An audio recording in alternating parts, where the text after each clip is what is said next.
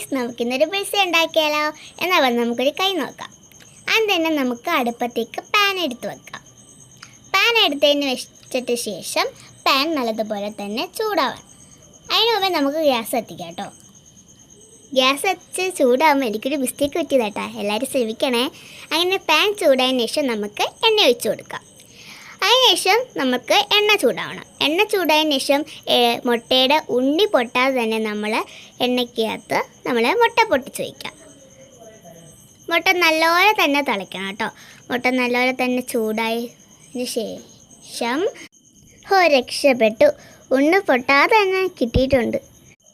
നമുക്കിനി ഇതൊന്ന് നല്ല റൗണ്ട് ഷേപ്പിലാക്കിയാലോ.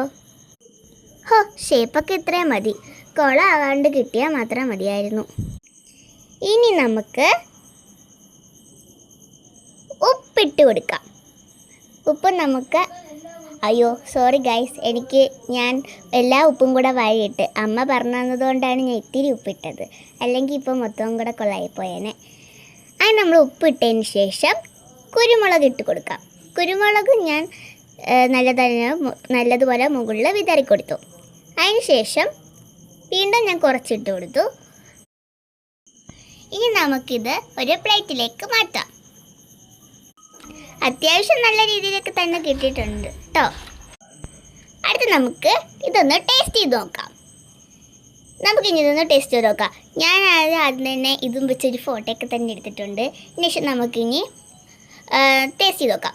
അത് ഞാൻ കുറച്ച് ചെറിയൊരു പീസ് എടുത്തോട്ടോ. ചെറിയൊരു പീസ് എടുത്തതിന് ശേഷം ഞാൻ തിന്ന് നോക്കി കേട്ടോ.